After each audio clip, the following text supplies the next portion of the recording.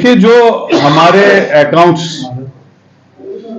Modi government और BJP ने कांग्रेस के अकाउंट जो है फ्रीज कर दिए नेशनल लेवल पे, ये एक बड़े दुख का कारण है, क्योंकि डेमोक्रेसी खतरे में है। एक पार्टी पूरे मुल्क से चंदा करके इलेक्टोरल बॉन्ड जमा कर करके खरबों में पार्टी बन गई है, और पूरे हिंदुस्तान में बीजेपी ने 10-10 करोड़ के दफ्तर हर डिस्ट्रिक्ट में बनाए। ये पैसा कहां से आया? और कांग्रेस ने जो आपस में चंदा किया, एक एक वर्कर ने, किसी ने 500, किसी ने 1000, किसी ने 1500 जमा कर करके पार्लियामेंट इलेक्शन के लिए पैसा जमा किया, थोड़ा मोड़ा पैसा जमा किया, उसको भी, उस अकाउंट को भी मोदी सरकार ने जो है सीज कर दिया। तो आज हमने प्रोटेस्ट रखा था, लेकिन हैवी रेनफॉल के कारण हमने वो रद्द कर दिया, आगे डेफर कर दिया। तो दूसरा, जो प्राइम मिनिस्टर का यहां आज दौरा होने वाला है कल, मैं प्राइम मिनिस्टर साहब को कहना चाहता हूं, मोदी जी को, कि 2014 में भी आप आए थे, आपने बहुत बड़े बड़े वादे किए थे, और बाद में एक भी वादा आपका पूरा नहीं हुआ। उल्टा जम्मू कश्मीर को आपने डिग्रेड कर दिया। आपने इस खूबसूरत और हिस्टोरिकल रियासत को यूटी बनाया।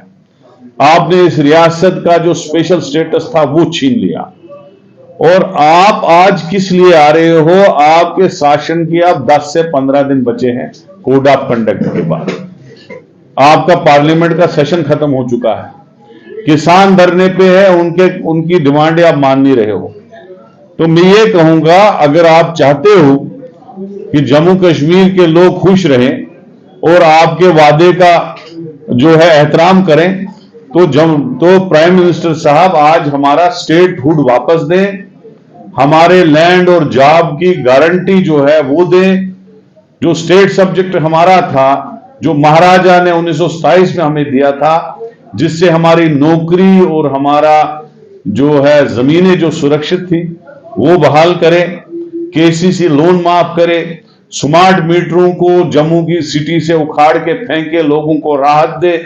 Daily wager, casual labour, NRHM, MNREGA के एम्प्लॉयज, रेबर खेल, रेबर सेहत, तमाम को जो है परमानेंट करे। जो 10-10 साल से धरने प्रदर्शन कर रहे हैं जम्मू और श्रीनगर में बीजेपी के, और सेक्रेटरीट के दफ्तर के बाहर और सेक्रेटरीट के बाहर, उनको परमानेंट करे। दरबार मुंह को बहाल करे, और ये जो लोगों को परेशानियां हैं नौकरियों की, उसका कुछ करे, हम वेलकम करेंगे। लोगों को लॉलीपॉप दोबारा मुंह में डालने आएंगे 10 साल राज करने के बाद, तो मुझे लगता है वो फिर काला दिन होगा जम्मू कश्मीर का, कि अगर वो यहां आके लोगों को बोलेंगे मैंने ये किया। एम्स और 10 साल राज करने के बाद, यहां का मैंडेट लेने के बाद, असेंबली में इनकी सरकार होने के बाद, आपने यहां पे उल्टा कर दिया, हमारी स्टेट को बर्बाद किया। अब आप बोलोगे एम्स के नाम पे वोट दो या किसी और चीज के नाम पे वोट दो, वो हमारे रियासत के लोग बर्दाश्त नहीं करेंगे। लिहाजा मेरी गुजारिश है प्रधानमंत्री जी से कि आप आ रहे हो, जम्मू कश्मीर की खुदारा जो आपने स्टेट छीनी और आप वादा किया था हम वापस देंगे, उसको वापस दे के जाओ। अलबत्ता जो चिराग आपने, वो क्या बोलते हैं, लालटीन लोगों को दिखाया था 2014 में, वही लालटीन आपको जम्मू कश्मीर के लोग इस बार इलेक्शन में दिखाएंगे। आतंकवाद का सफाया नहीं हुआ। राजौरी पुंछ की घटनाएं देखे, कुकरनाग की घटनाएं देखे, इतने फौजी हमारे शहीद हुए, कोई खात्मा नहीं हुआ। आतंकवाद लगा हुआ है और चल भी रहा है। जहां तक 370 का ताल्लुक है, उससे हमारी जमीनें महफूज थी, उससे हमारे जॉब महफूज थे, उससे हमारा कल्चर महफूज था। अगर उन्होंने 370 हटाया, जैसे नॉर्थ ईस्ट स्टेट में, हिमाचल में और गुजरात में, आंध्रा में ऐसे दफे बनाए गए हैं जिससे उनकी जमीनें सुरक्षित है, जिससे उनके जॉब सुरक्षित है, जिससे उनका कल्चर सुरक्षित है, वो भी जम्मू कश्मीर के लोगों को दिया जाए। हम चाहते हैं कि स्टेट वापस दी जाए। आप होते कौन थे हमारी स्टेट छीनने वाले? अगर आजादी से लेके आज तक कोई स्टेट जो है यूटी नहीं बनाई गई, आप कौन होते थे हमारी हिस्टोरिकल स्टेट को छीनने वाले और हमारे जॉब छीनने वाले, हमारा कल्चर छीनने वाले? इसलिए हम खुदारा कहते हैं, अगर आप जम्मू कश्मीर आ रहे हो हमारा जो हक है वो हमको वापस दो, हमारी स्टेट हमको वापस दो। गठबंधन आइडियोलॉजिकल था, कम्युनल फोर्सेस के खिलाफ था, उन लोगों के खिलाफ था जिन्होंने हमारी स्टेट छीनी। हम चाहते हैं कि हम ज्वाइंटली मिलके उन फोर्सेस को हराएं जिन्होंने हमारा स्पेशल स्टेटस छीना, जिन्होंने हमारी स्टेट छीनी, जिन्होंने यहां बेरोजगारी बढ़ाई, जिन्होंने लोगों के ऊपर जुल्म किया, जिन्होंने हमारे मुलाजमों के ऊपर आतंक मचा के रखा है।